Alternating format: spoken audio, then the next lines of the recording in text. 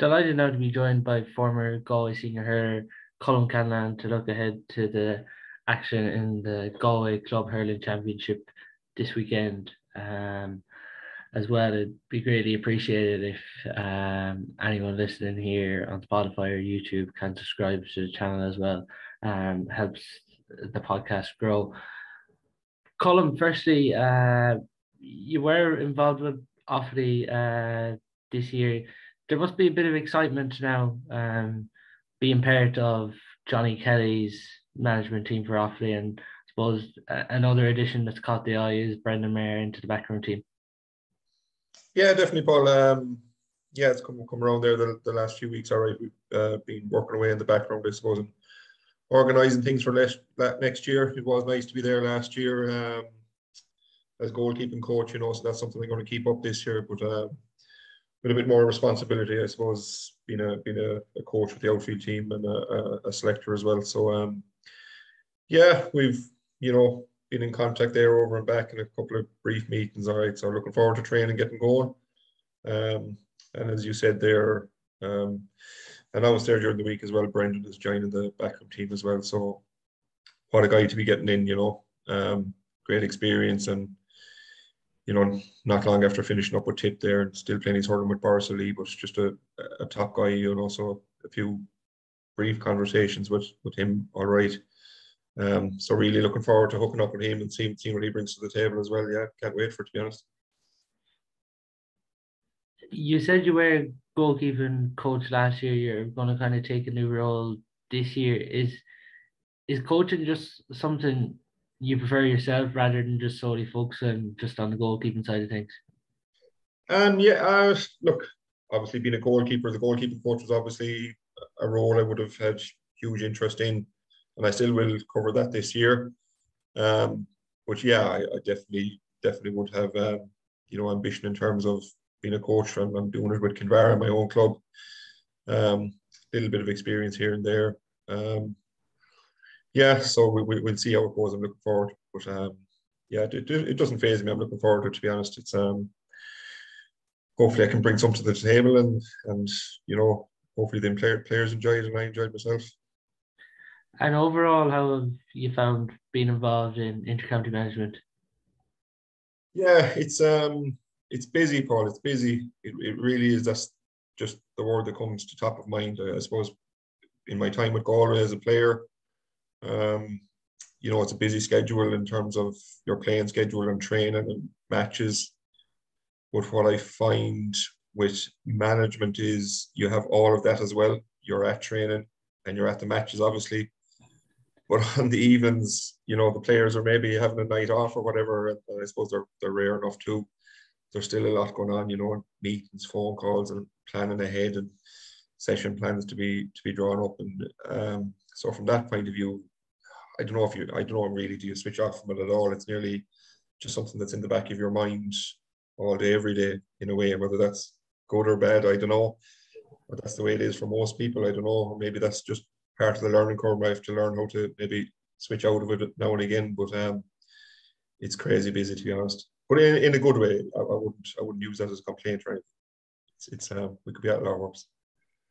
Absolutely. And you talked there like that you'd be thinking about it a lot, but was there one thing, I suppose, for you that was the biggest eye opener, maybe that you didn't realise before you stepped your foot into intercounty management? I don't know. You caught me in the hop there, Paul. I don't know really. Is there anything that not so much really. Just I suppose going back to the last answer I gave there, just on the evenings off and all of that. There's not too much downtime with this, to be honest. Really, like you'll always find yourself. We have a big backroom team there. You'll always find yourself nearly in contact with somebody. Whether it's Johnny himself or Brian Roach is there as S&C, or Brendan Egan was there previously. Any of the other coaches, you'll always find yourself maybe in contact with one of them or looking at things from your own side. So I suppose the time element from being a player versus being in a backroom team, I think, as a player, physically more demanding, obvious reasons. I think for being in a management team, obviously you don't have to be out running around the pitch or whatever, but maybe mentally more demanding is the way to look at it from a management point of view. It's probably the best way of putting it. Just there, you were talking about how busy it is. It's been a real hectic year, you could say, for yourself, like being involved, I suppose, going from inter-county then straight into managing your own club, Kinvara. Yeah, it has. I'm actually enjoying a few weeks now for the minute, hanging around home.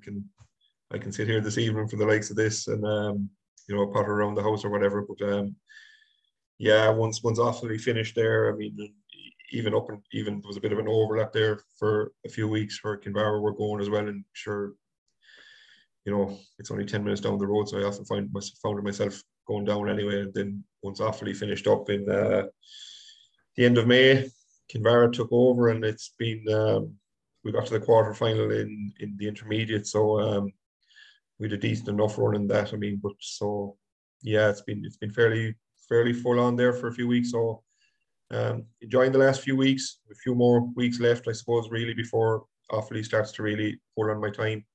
I can't wait for that to happen, but still, I will enjoy these few weeks now as well. Yeah, you need a bit of a breather. You need that downtime as well, just to kind of reset and clear the head, I suppose, and recharge to go again. And was it always, I suppose, this year, like with Kinvara, I suppose, if people weren't looking at the Kinvara team, they might have been surprised to not see you, I suppose, in goals for the team. Was it always for you this year, just like you were going to be the manager and that was it? It was this year, yeah. It's something I put a bit of thought into. So the year before we had a relegation game hanging over us from coming down from senior for a long while. And in the interim, our management had left. So myself and Darragh Smith took the decision to take over the team and see out the year and see what happened. So we put a little bit of a backroom team together, and I did actually play the relegation game myself. But the result was bad enough. We got relegated. But I just didn't enjoy it at all, Paul, to be honest. I mean, I was playing the match, but my head was on the sideline, and you felt responsible for a lot of what was happening out on the pitch, and team talk before the game, half time, addressing the players again afterwards. And thinking about it afterwards, I said, if we're going to take the team going forward, that's grand. I said, but I'm going to be on the sideline and the sideline only, or else somebody else can do it, and I might look at playing on or whatever. And the plan was to play a bit of junior, but I just didn't have time, to be honest. So I haven't played at all this year. But no, going forward now, Paul, if we do stay there with Kinvara again next year, it'll be the same situation.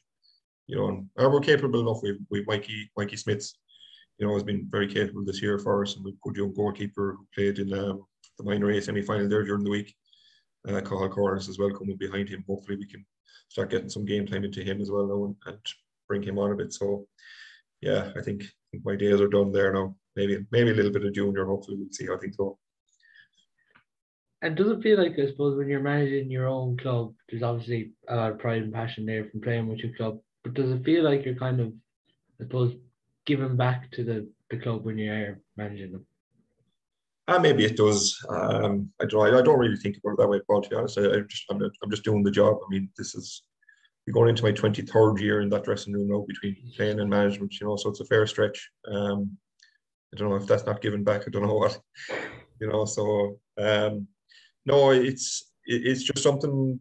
I suppose timing is important with these things, and myself and Darragh decided to step in. There was just nobody there to do it. I'd spent I was playing at the time, so I'd spent a good bit of time in, trying to get somebody who might come in and take us over and coach us or whatnot, and it ended up doing it ourselves. And I suppose one thing led to another, and it was myself and Darragh there this year. We'll see about next year. We haven't made a decision yet, but we've been ably assisted there by Ian Birmingham and Christy Carney, so a little bit of a backroom team there together. And hopefully we can progress on with that. So it's been interesting. With your own club, Kinvara, like we're going to touch, I suppose, during the podcast on the excitement in Meelick-Eyrecourt and Killimor this weekend and their hopes to go up to senior. And then you're even looking at the teams that could go down between a Haskell and Teen Average and Ira. You've obviously experienced both experiences there of coming down to intermediate and coming up to senior. Like, obviously in Kinvara, like there will be disappointment that you're down in intermediate, but I suppose trying to survive in senior, like how important is that? Yeah, it is. I suppose the first thing is for us anyway, when we did get up there at the end of 2019, we just found the jump too much, and I think there is a big gulf in Galway generally between. Sorry there now to go across, but do you think that is because we've 24 senior teams? Sure, it probably is, Paul. I mean, what else could you put it down to? I mean, there's, we've tried to look at the restructure of that and see how it goes. When we went up in 2019, we had Gort and Crowell in our group. So I mean, straight away we were on the back foot. Ballinderreen we had them in the first game and they beat us as well, and they had gone up. I think a couple of years before that, or maybe the year previous. So they had a couple of years under their belt up there. But for us, like we did a number of young players, and a lot of guys. While we had a bit of a splash of experience of senior throughout the team, there was a good few young players as well, and it was just too much of a step. Like we just couldn't compete. I mean, Crowell beat us by 18 points. Gort beat us all the way with good performance against Gort. Last 10 minutes, they just completely pulled away and beat us by about 10 or 11 points or something. It was just too much. We just couldn't handle it, and we ended up going down. And we've been kind of building, I suppose, since we come in. We conscious enough decision that we would, go with a really young team. Whether you realise or not, we played side on there a few weeks ago. We had 5 leaving certs playing on that team. We had 9 under 20 players playing on that team. 9 players under 21, I think. So, like, I'd be very surprised if there was any team at intermediate that had a lower age profile than us, or a lower age average than us this year. And that's the way we're looking at it. We were in the minor A semi-final.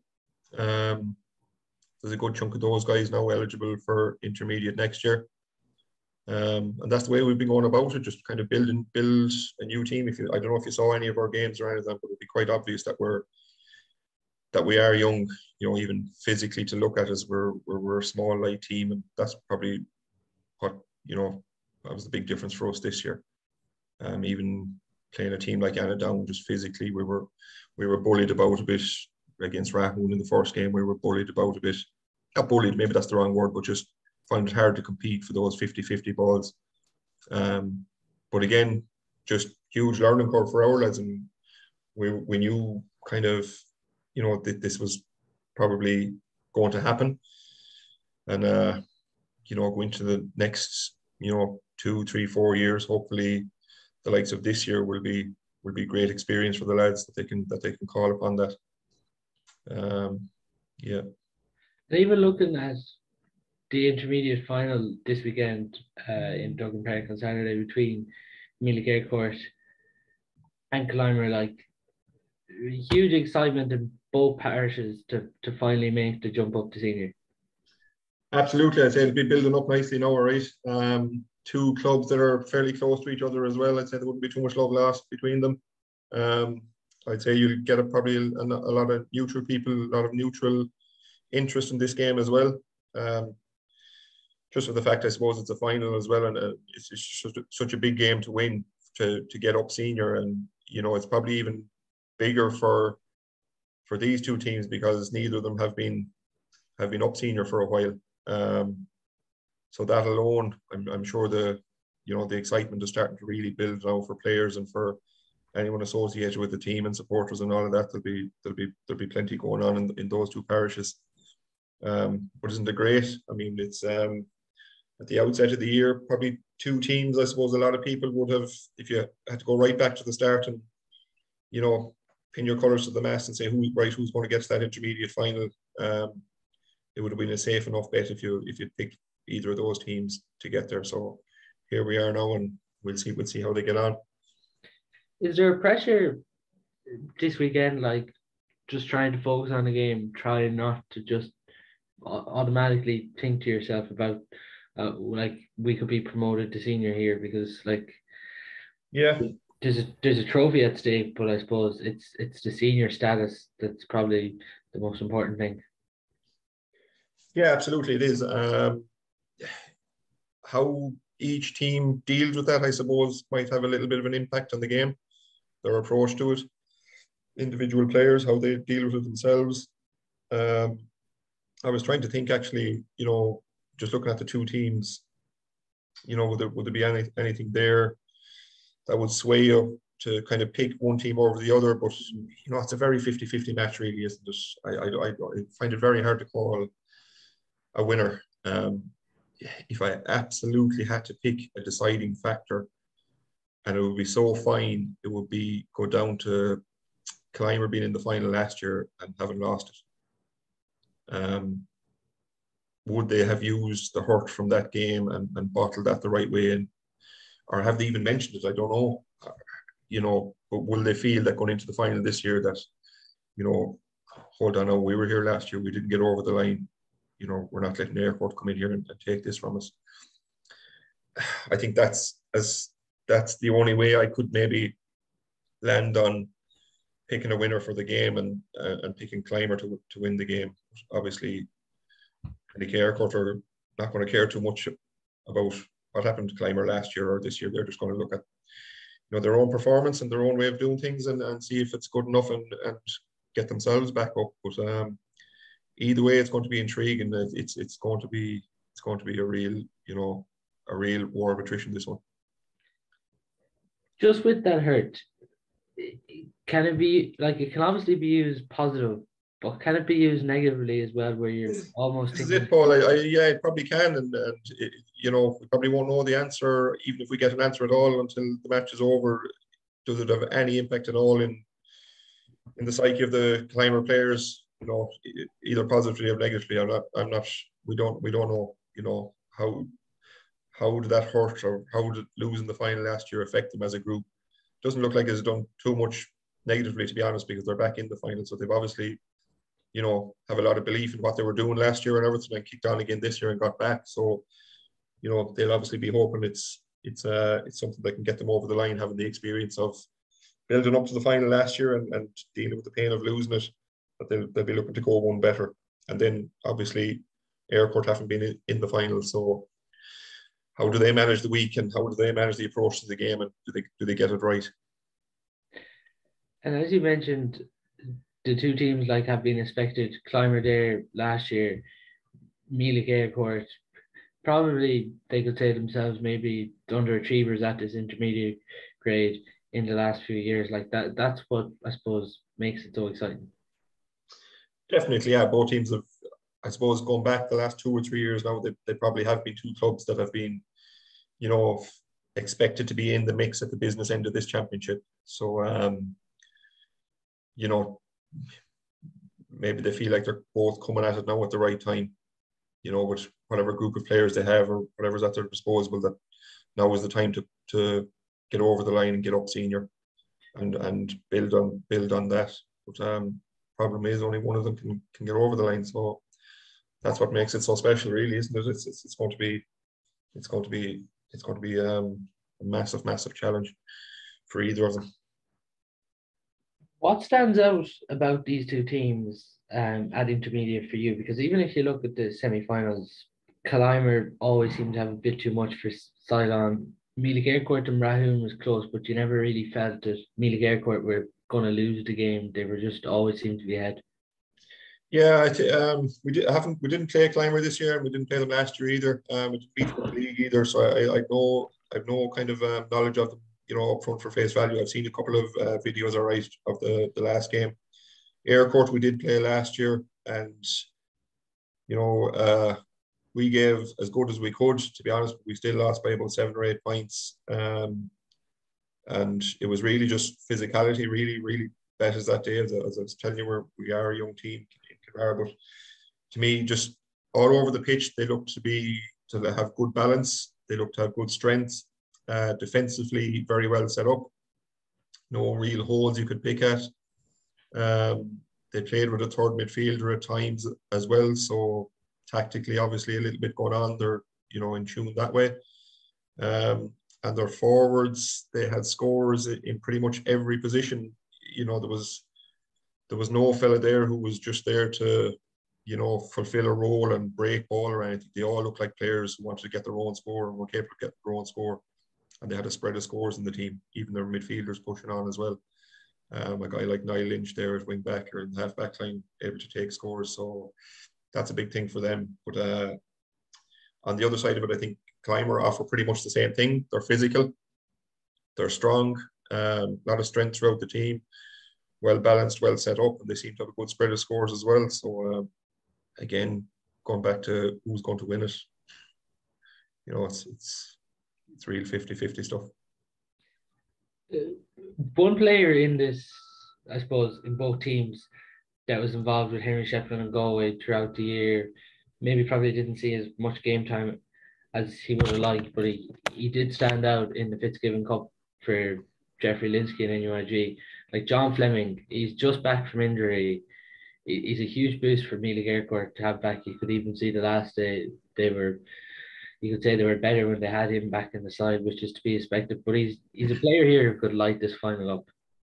Absolutely, yeah, he is. I mean, they're like, talk about getting him back at the right time, and to get over these kind of games, semis and finals, you just need absolutely everybody you have on the pitch. And that's, you don't want to be looking at injured players on the sideline and losing the game by a point or two and wondering, what impact would that guy have made if he'd been there. So for Eyrecourt, absolutely, it'll be vital to have, and Killimor as well, to have everybody available to them. Hopefully nobody misses the game to injury on either side. It'd be cruel at this stage. But I haven't heard of anything, to be honest, of anyone.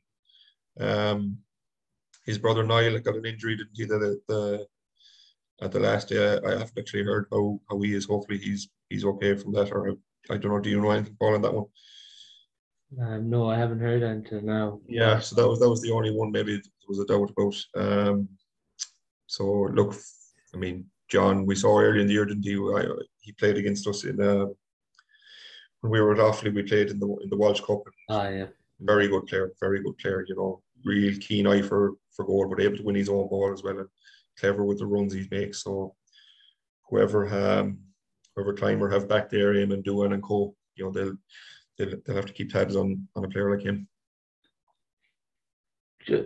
Just on that, like John Fleming's obviously one you'll expect to be involved with Galway, but like, is there anyone else on either the sides that you could maybe see potentially getting a call in? I can't really say, but to be honest, I don't know.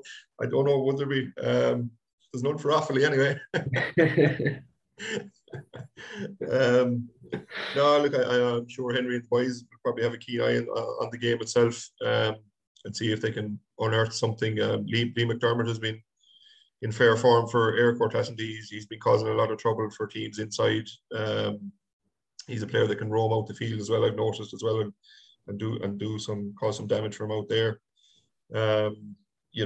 Who have you? Liam Fahey has been doing very well for Killimor in the half back line.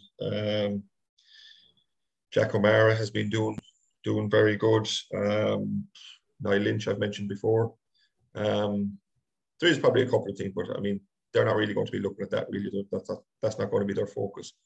If they win the final and off the back of that get a call to go into a panel with Henry or development panel or whatever, I'm sure they'd jump at it. But yeah, we'll see what comes out of that. Yeah, as you mentioned there, like a couple of the Killimor players standing out. The player really impressed in that semi-final against Sidon was Owen McAvoy. Midfield, yeah. Yeah, he really did rack up an impressive tally.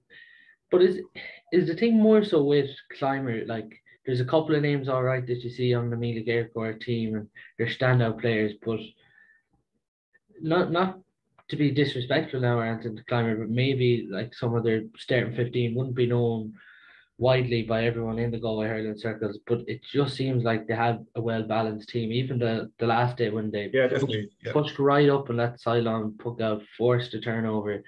Um, like yeah, got the goal. Yeah, their work rate just looked really impressive and was one of the standout things from the semi-finals.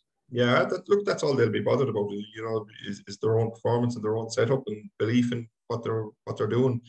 Whether anybody outside of Killimor knows them or doesn't know them, I don't think they'll be too bothered about it, to be honest. You know, if they win the game, everybody will know them. Then that's all that worry them. But yeah, Owen is a player I didn't mention there. He's been playing midfield. He's been very good, yeah. Along with a few others, but they'll need a big game from him. You know, and that's going to be a huge sector in that match, that middle third. You know, it's going to be real hard stuff in there now on Sunday for that one. But yeah, I don't think they'll be too bothered. I mean, they are a balanced team, and you know, they obviously have belief in what they're doing, and that's all they'll focus on, Paul, I'd say. As you did mention, both sides within a close proximity of each other. Yeah, A trophy up for grabs. Like you've obviously played teams, even like Ballindreen, like a local rivalry there. But what's it like, I suppose, when there's something this high at stake and it's coming up against your neighbours? You might get on with them off the pitch, but on the field, it's safe to say there'll probably be a bit of a hatred here between the sides. yeah. So hatred might be too strong of a way of putting it. I don't know, but look, I mean, absolutely, they're going to just want to get over the line and win for themselves. Probably for the supporters, I'd say, Paul. I'd say it'll be, and for the people in both parishes, I'd say the build up will be good old crack. You know, I'd say there'll be a lot of banter up there now. You know, and especially it'll be building this week, and I suppose nobody will want to be in the wrong side of the result and having to deal with what will come after the game from the rival supporters. That's all it is. I'd say once the game starts, for the players, it'll be just totally focusing on the play and the ball and the game itself. I'd say just for the supporters, really, it's more of a deal in that regard. You know, whatever crack and banter they have leading up to the game, but you know, will it add a little bit more spice to the game? I'd say it definitely will a little bit. All right, yeah. But that's what I was getting at the start. I suppose there'll be a decent bit of neutral interest in this one, I'd say, because of, you know, looking at two teams so close to each other and knowing each other probably very well. There's probably, you know, players that know each other on both sides fairly well, I'm sure. So I think that will generate a good bit of interest and get a good crowd going to that game. And Colm, for yourself, like Kinvara, obviously, I've been there in intermediate hurling finals.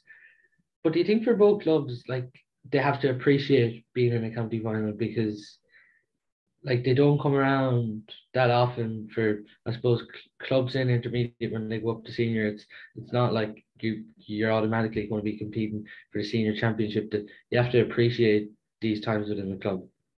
You do, Paul, and that's, you know, for Killimor they've been there, so that's why I'm kind of wondering, do they feel, you know, will that add an extra bit for them, and you know that they've served their time, you know, in the doldrums after that game, and they've had the despair of losing this game already, and they don't want it again, and will that count for an extra bit for them? We'll see, obviously, and for Eyrecourt, then they haven't been there, they haven't been in the final for a while, so. How do they manage the whole thing and everything? It's just a funny one. Obviously, if you get to the final, you've had a very good year. You know, things have gone so well. You know, right up to the start of the match, you can't be any further along. You know, for the year in terms of it being a good year, but then 65 minutes later, suddenly it becomes, you know, absolute disaster. If you lose by a point or 2 points or whatever it is, if the result doesn't go your way. So, you know, it's easy to talk about appreciating it then, but you won't care about anything only that you lost the game. And that's just the cruelty of it, you know, is that you get to that point and it's just been so good and better than every other team that's been knocked out up to that stage. And then an hour later, you know, the whole thing comes falling down because you lost by a point or two or whatever. And for the other team, they take everything. Like it's winner takes all. So you know, as the weeks pass, maybe you appreciate that you have the experience of it and that you played in the final or whatever, but probably be scant enough consolation really if you lose it. I get the sense you're slightly giving Climber the nod. Yeah, just solely, it's going to be completely 50-50, Paul, to be honest. And that's not sitting on the fence. I don't think anybody could definitively argue a win for either side here and say it's going. If it was anything other than a couple of points here, I'd be surprised.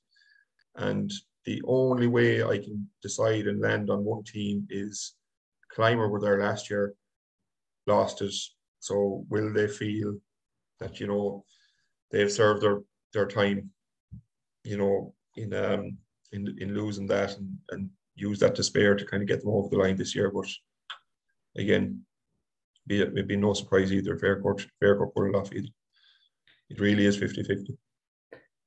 Just the game before this, because it is a double header, and it's being streamed on Galway GA. We talked about a local rivalry in the junior A hurling finals. Scannon Bellew coming up Yeah. Meelick-Eyrecourt. Like I think that's what makes Saturday's double header here exciting, like, because there's going to be plenty of needle, you could say, in these two games, like, because especially for Scannon, Bellew and Meelick-Eyrecourt, two predominantly football areas right on top of each other. Yeah, for sure. I actually didn't realize that was a double header, Paul. So that's really going to add to the atmosphere that day. Yeah, that'll be those two places will be emptied out as well and getting over for that match. Niall Healy is over Skahana because we played them actually in a challenge game earlier in the year. Very impressed with what they were doing. They were again, fairly decent balanced team. They had some good players at both ends of the field. I know they had a midfielder who was well able to carry the ball really quick.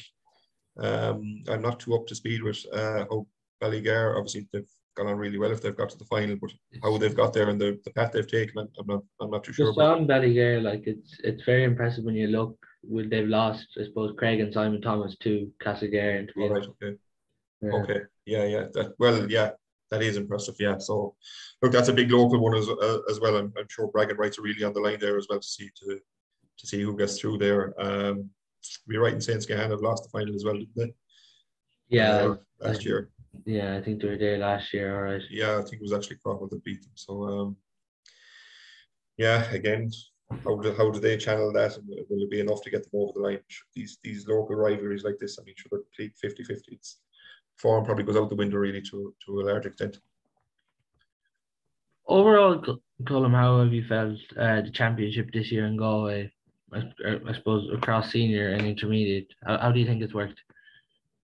It's been fairly good, Paul. I think. I mean, you kind of judge it really on the crowds going to games and things like that, and the talk around the place. There is a lot of positive talk about the games, and the standard of hurling has been fairly good. Obviously, we've had decent weather, I suppose that helps this time of year as well, and getting crowds to games and producing for the players to produce good performances. But overall, I'd say it's been received pretty well the way things have gone. Yeah, I mean, hopefully we get some good finals now. We're down to the business end of it. So at senior, obviously, there's a bit to go yet, but there's some massive games coming up there, with the heavyweights that are left in it. So and down to final stage, obviously, at intermediate. So yeah, I think it's been good anyway, to be honest, Paul. It's been enjoyable being involved in the intermediate championship up to obviously we got beaten in a quarter-final stage, but it was enjoyable. Decent, good standard of hurling, and hopefully the team, whoever does go up now, can make a good fist of staying in Senior B. The biggest game in the Senior Hurling Championship, preliminary quarterfinals are obviously massive for them sides to advance. But for the players in Teen Abbott, Denyri and Haskerfona, like you experienced last year, like I don't think people actually fully realise this when you say it, but this relegation final for these two teams, it's as big as a county final. Yeah, it is with a lot more pressure, I suppose, Paul, but you don't get a trophy or anything, but you nearly get something that's bigger. keeping their senior status and in terms of development and everything. But look, I'm an advocate of playing at your level as well.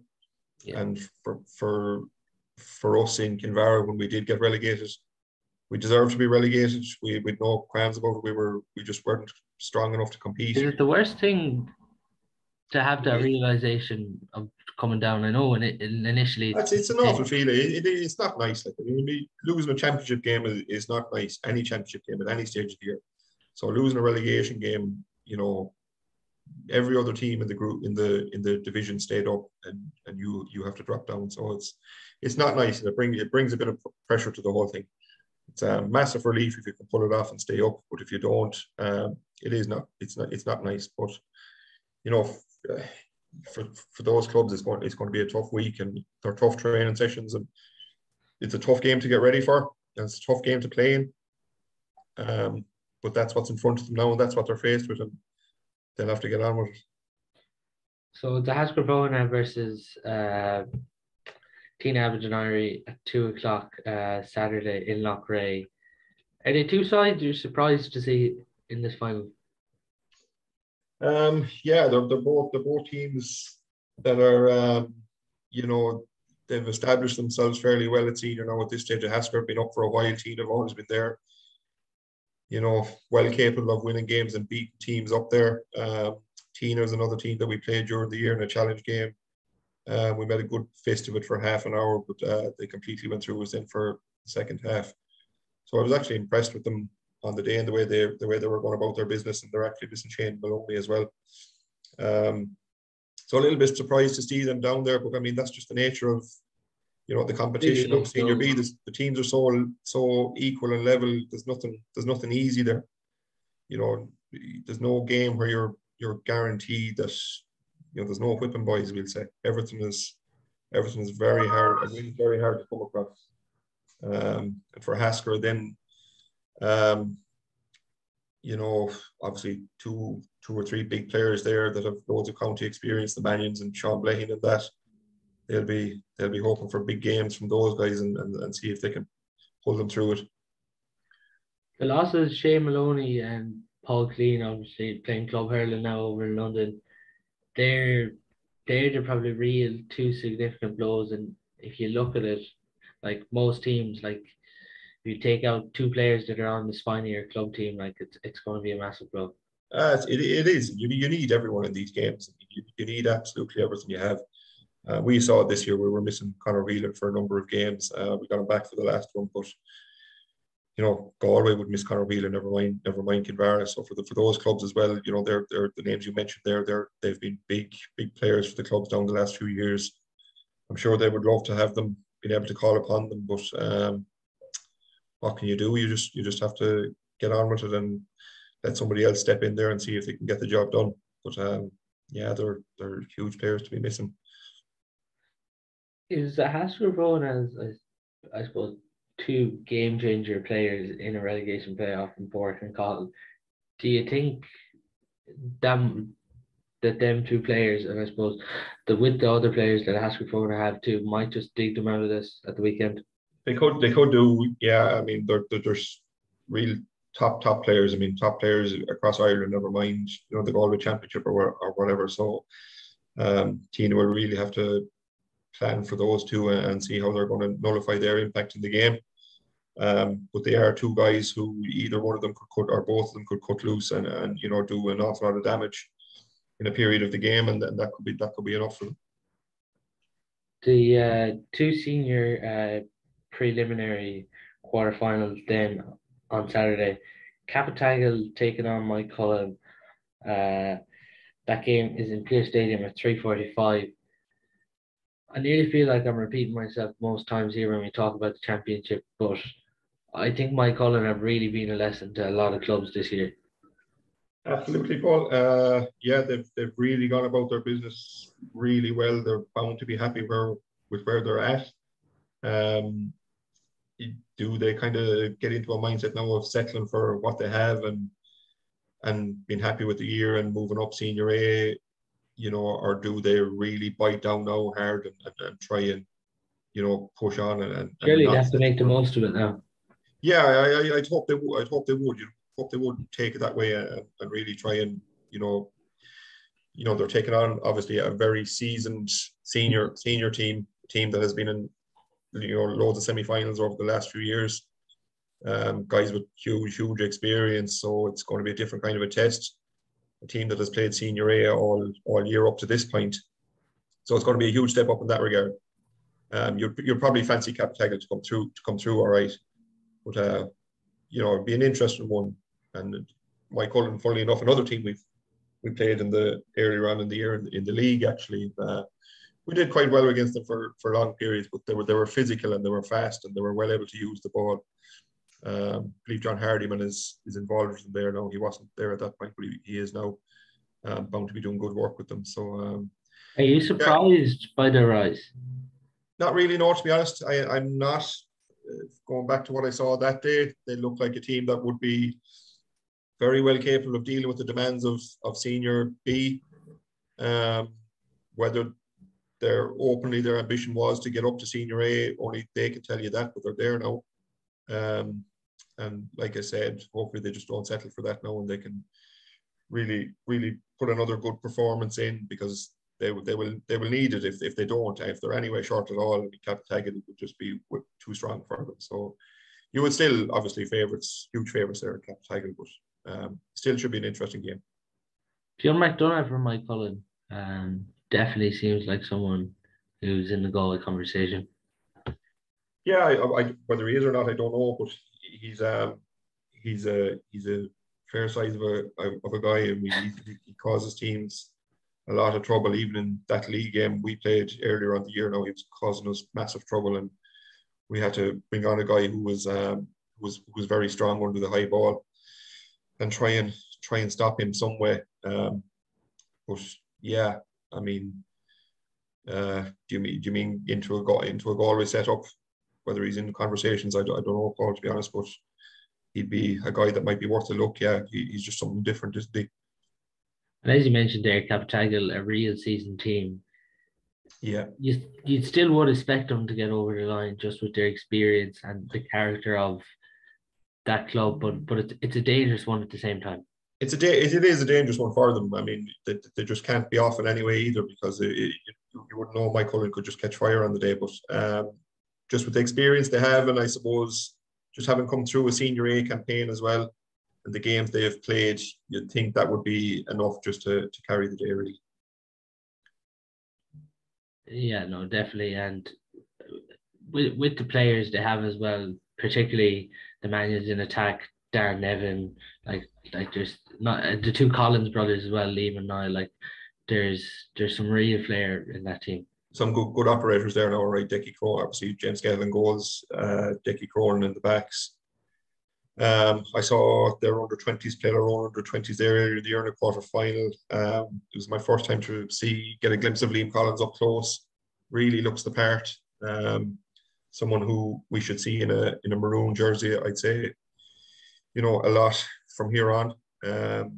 Yeah, so they have scorers and they have defenders, and they're obviously well coached, well tuned in. So they're a tough proposition now for anyone, Paul, really. Portumna and Crowell at 3:45 as well in Loughrea, the second preliminary quarterfinal. I presume, like everyone, you'd have to be impressed with how Portumna have got their house in order this year. Yeah, you would, to be honest. I suppose they'll get a lot of belief from the manner of their victory over Mulla, and then the win again the last day. So yeah, I mean, any team that has Joe Canning in it, will fancy their chances. But no, they've been steady enough all year, to be honest. They've been working away there and getting their results without doing anything too frightening. But I mean, would you count against them now at this stage? You have a good day's work done now if you get over them. Crowell have kind of stuttered along a little bit, but again, a team that are very seasoned as well and have a lot of experience playing up on senior and playing in knockout games. Geez, Paul, just thinking there now, I find it hard to call that one, to be honest. I really would. Would you say if Portumna were to get over this one, that they could be dark horses for the championship?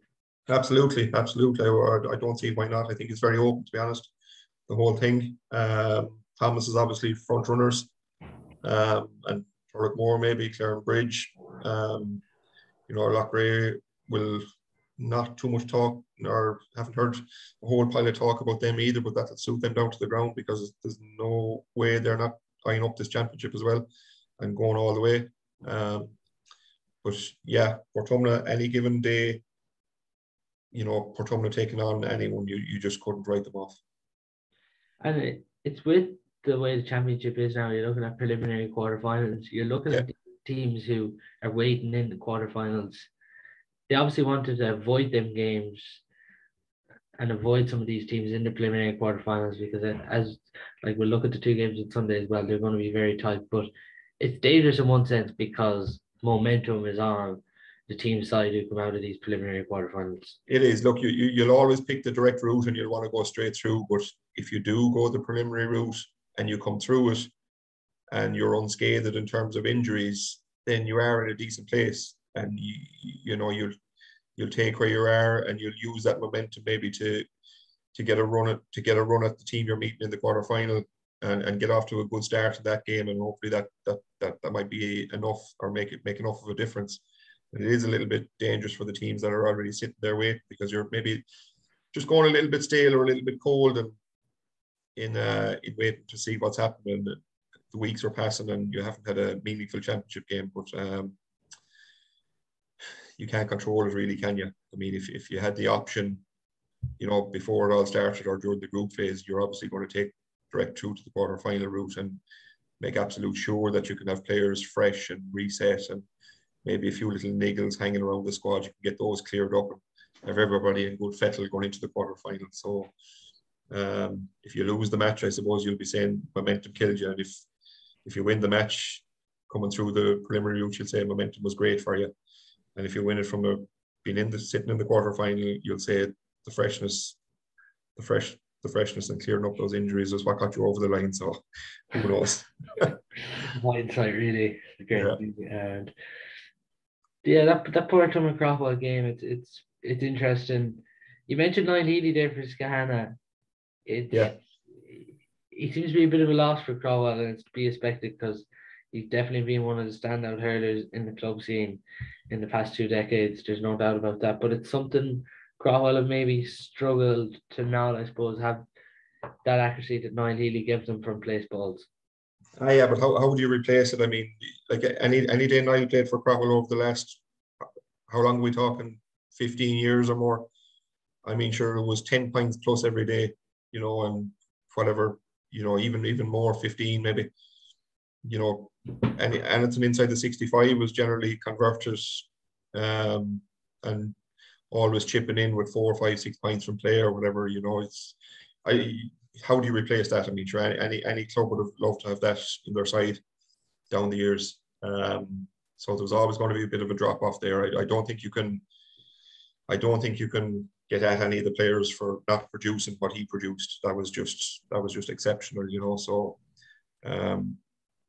they would obviously always going to feel the effects of that, I think. But that being said, I mean, they still have a good spirit. They'll just need a number of other guys to step up now, Tom Monaghan and these guys, and try and fill that void and maybe spread those scores over a number of players rather than trying to focus on trying to get one player to leave it all to him to replace what Niall was doing. At the same time here, Crofwell are coming on the back of an impressive victory over Gort in the final round, which ultimately saw them get through and into the preliminary quarterfinals. So I'm sure there has been a bit of a bounce for them now with that result. Absolutely, they'll be delighted with getting through that. I mean, beating Gort is a tough thing to do. They probably wouldn't have the best year by their own standards, but I think they were handicapped a little bit by a good number of players being away at the start of the year. They did get a win there, and they would have looked to, probably capitalise on that, but it hasn't worked out for them. And Crofwell go into this game now with a bit of momentum, and having a scalp like Gort is definitely going to give you a bit of belief. And on that, like you'd often get the question, what are county players like when they come back to their clubs? But like Tom Monaghan has really stood up for Cromwell massively this year. Usually, yeah, he has. Yeah, he did a great year with Galway. I was delighted for him to see him play the way he did all year, to be honest. But he's just one of those guys. You just know when he goes back to the club as well. It's just those performances. There won't be a dip really. He'll just carry it on and bring that into bring that county form into the club scene. Yeah, so how he plays now is going to be really important for them. He's a big player, probably. I suppose going back to Niall Healy, I suppose he's the next go-to guy now for them. But well able to manage that expectation, I feel. You'd call this one Portumna Cromwell? Oh, it's a tough one, Paul. You go first.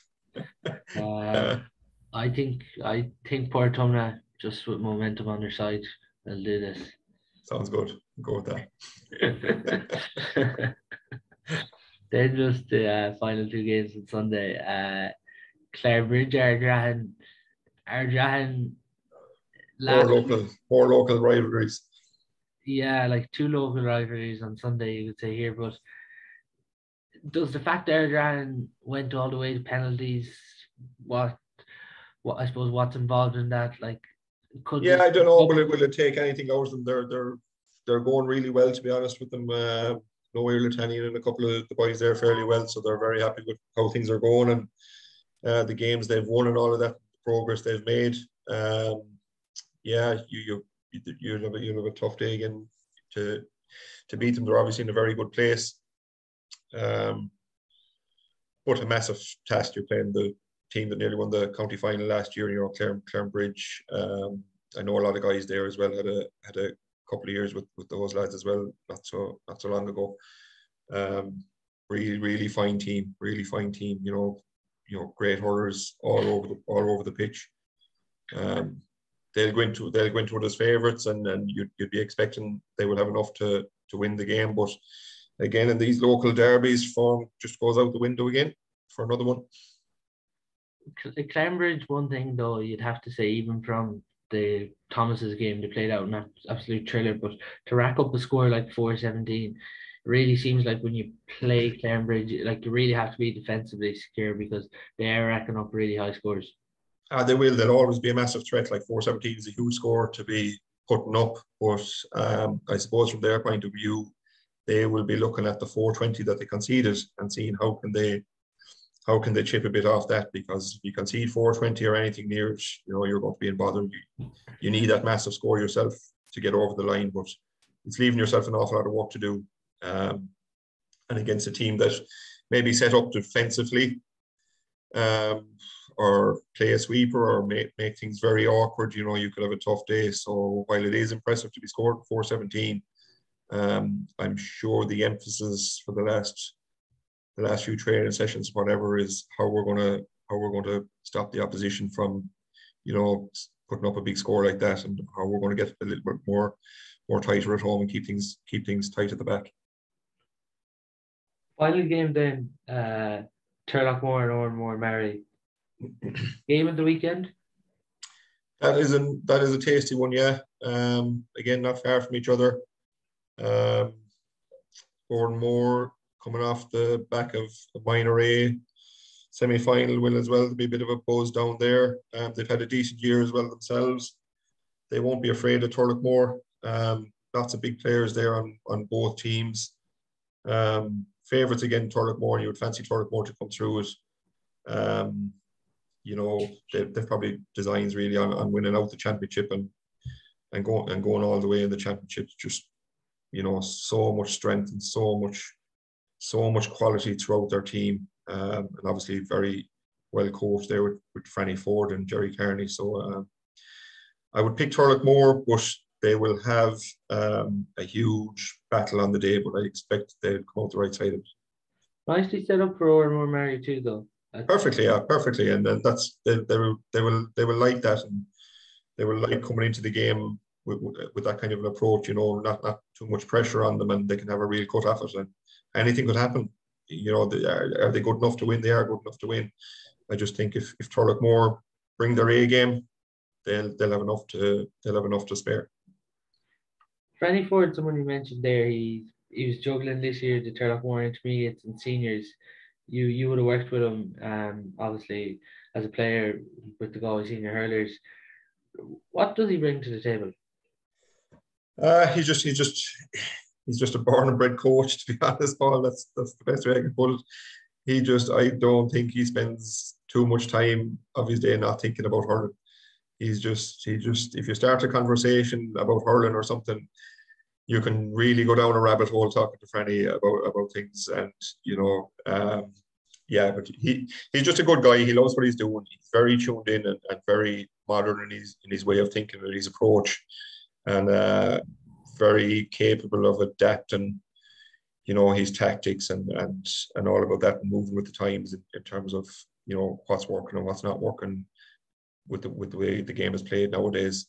So that's a big asset for Turlough to have, and Dublin obviously now as well. Yeah, feels strange even saying that now, but yeah.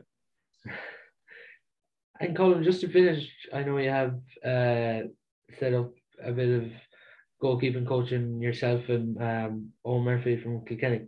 Yeah, we've a couple of camps done there. It was something that was in our minds to do probably the last couple of years, Paul, but COVID put paid to that, so we had to kind of put it on the back burner. It's something I've always wanted to do, really. I've done kind of smaller versions, small camps just around Kilbarra, nothing you would see really publicised anywhere, just some keepers that were needing a little bit of help from time to time, and I've been speaking to Owen about doing this. So we ran one in Kilbarra there a number of weeks ago. It went really well. We had great numbers at it. We got brilliant weather, which was unusual for Kilbarra, but we took it. It was brilliant. It was well received. We got great feedback from it. And the plan was, if we were doing one in Galway, that we would follow up and do one in Kilkenny as well. So we got around to that last Saturday. We ran it in Owen's club pitch in Glenmore. So again, well received. We had good help with some other coaches there as well on the day, as we did in Kilbarra. It's something we won't close the door, and we'll do it again. We have a number of clubs and counties on to us to that they would be willing to host us to do something in their grounds. We'd probably leave it for this year, I'd say. Now we're probably, we got lucky again last Saturday, but just this time of year now, on running weather, trying to do a goalkeeping workshop on a day that has inclement weather wouldn't be much fun. So thankfully it's been received fairly well now. And the numbers that were at the camps, it just shows us that there is obviously huge interest in specialist goalkeeping training, if you like, if you want to put that phrase on it. So it's something we enjoy. It's something we like doing. Something we obviously have an interest in ourselves, and a lot of knowledge built up and experience. So hopefully we can pass that on to some of the younger kids for the age groups we targeted for it. Yeah, great stuff. And it's great to see that area in hurling with workshops and everything there. Just to finish, Colm, to put you on the spot to finish, who's going to win the Tom Callanan Cup? Ooh, we're at preliminary quarter-final stage, Paul, aren't we? Yeah. I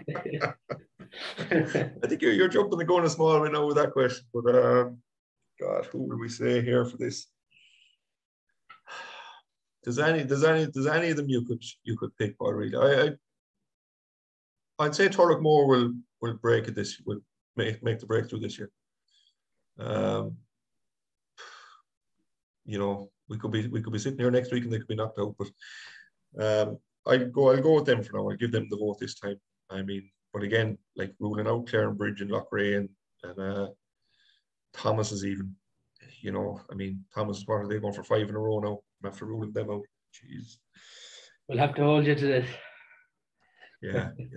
Go on, we'll go with that. But we'll see how it goes. It'll be interesting. There's massive games to be played there, Paul. There's a lot of hurling to be done.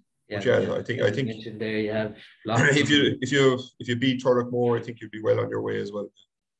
Yeah, and as you mentioned, you still have Thomas is there, Sarsfields, Tommy Larkins, and Knockgray for quality Sarsfields players. didn't even take them into them, flying it as well. Big players all over the place as well. Tommy Larkins don't get much airtime when people are talking about county finals and things like that, but they've gone really well through the group phase. They're sitting in the quarter final waiting for somebody to come through there. Big players on their team as well. I mean, yeah, it could be any one of those, Paul, to be honest. Yeah, no, it's so wide open. That is all on our show today. Colm, thanks a million for coming on, and No problem, thank you. all the best with Offaly whenever the season does get underway. And thanks to everyone for listening.